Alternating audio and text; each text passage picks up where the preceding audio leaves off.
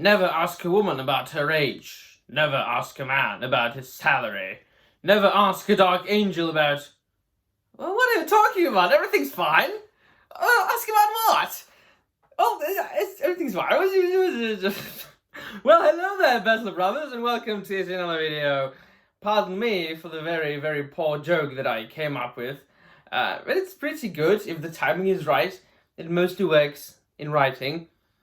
Nevertheless, this is a video in which I will be talking about Warhammer 40k. As if I was talking about anything else in the last half a year. Well, I have, but not really much. So, this is a video for all you, my dear friends, Warhammer 40k fans and aficionados, the Battle Brothers and Battle Sisters of mine. Because I have received questions asking me, where do I start with Warhammer 40k? And it's a little bit ironic to ask me, a newbie. So if you've been following my channel for quite some time, you know that I have only got into Warhammer recently, about 6 months ago, despite being a tremendously huge fantasy and science fiction aficionado my entire life. To that extent that I now work, or have been working for quite some time on like Czech editions of Tolkien encyclopedias and publishing my own stuff.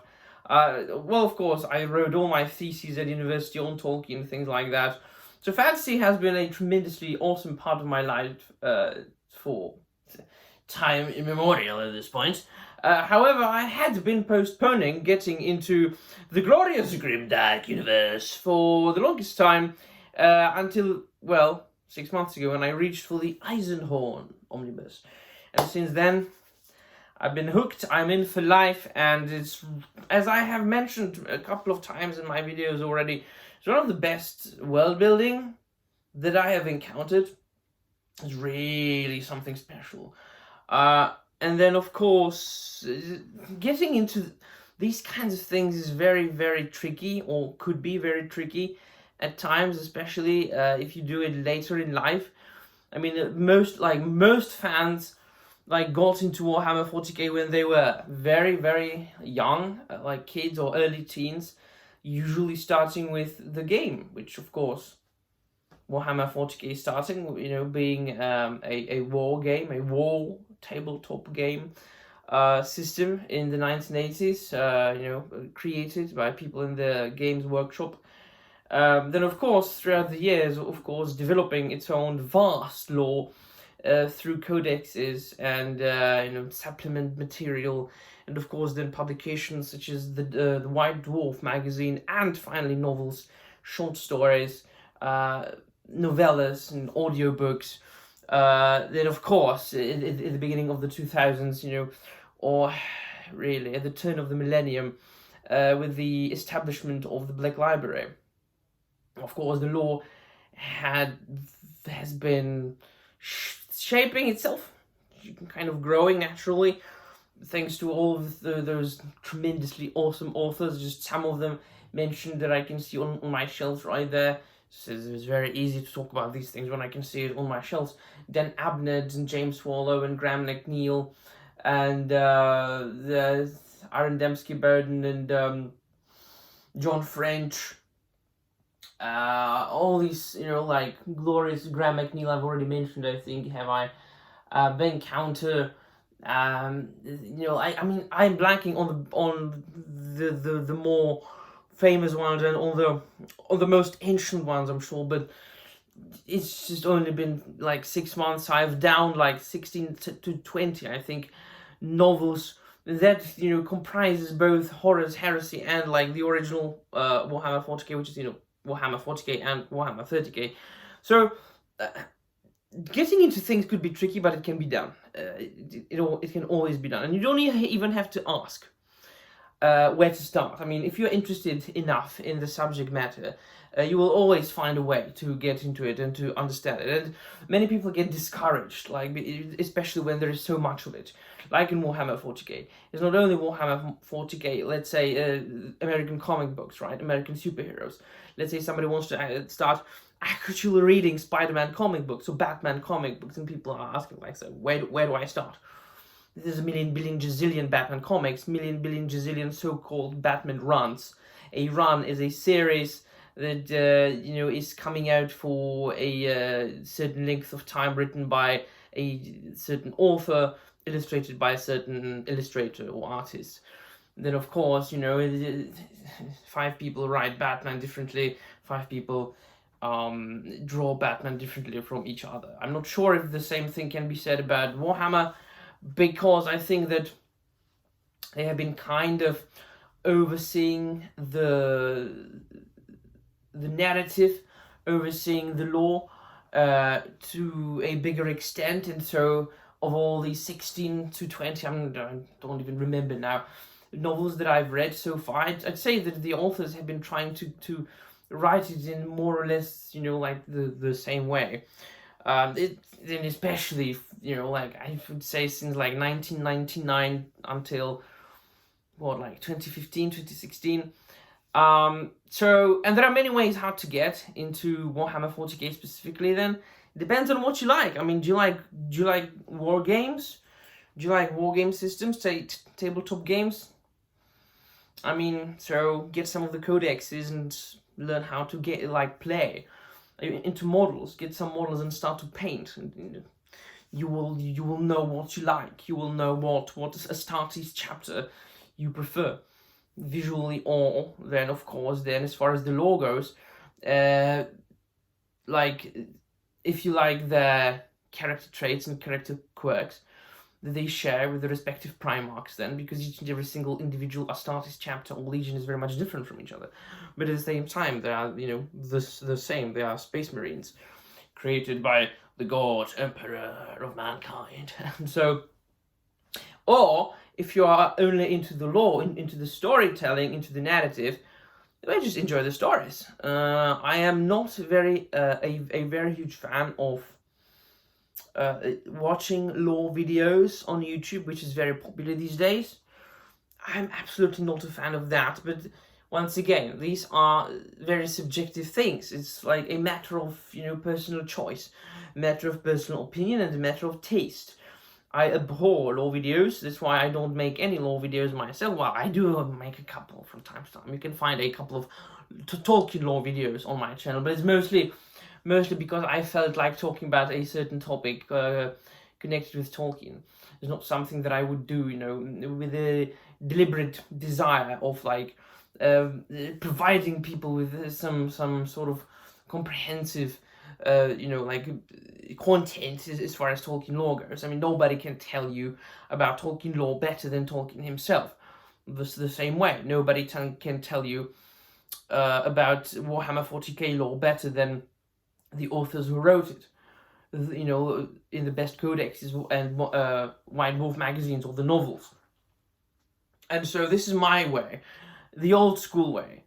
What I always try to do, get old editions of the old books and just read, right? Read as much as I can, as I've been managing to do that. And the more you read or discover, if you're interested enough in the given topic, and if it interests you further and further and more, well, the further and further you get, and the more and more you learn. It's just, as it is with everything, really. Any topic, any subject matter that you are trying to get into. And so, I have been especially enjoying Horus Heresy. So sometimes I have 2 books that I read at the same time. So at the present moment, for example, I read the Space Wolves Omnibus. I'm about in a half by William King, the first one, which comprises the first 3 volumes from the end of the 90s / the beginning of the 2000s. And then I'm reading the first Heretic from the Horus Heresy series. Now, if you want to get into Horus Heresy, obviously, I do suggest you read the first 5 volumes. And then whatever appeals to you, right? So I read the first 5 volumes, which is Horus Rising, False Gods, Galaxy in Flames, The Flight of the Eisenstein, Fulgrim, yeah. And then I read No Fear, and now I'm reading the first Heretic, which, after these 5 volumes, you can kind of read those things not in order, not in chronological order. There are exceptions, like the duology of A Thousand Suns and Prosper Burns. I've turned into an American for a second there. Well, I'm not British either. I'm a little Czech person. And so, that's what I do. I read. And if I like it, I read more. And if I like it still, I read even more. And I gather information slowly as I progress. Sometimes I do venture into Lexicanum, which is like the very elaborate and very good taken care of like Warhammer 40k wiki. It helped a lot, especially with my knowledge of the Primarchs, whom I find exceedingly interesting. And so it is possible. If you're not into retcons or changing the law or breaking the law, I do suggest you get old editions of old books, which I do. I haven't read any of the new ones. And like the Black Library, once again, it's one of the gripes that I have with Black Library. They don't keep their physical copies in print too much. You can get basically anything on their website, like in digital form or in audiobook. So you can get like everything you can.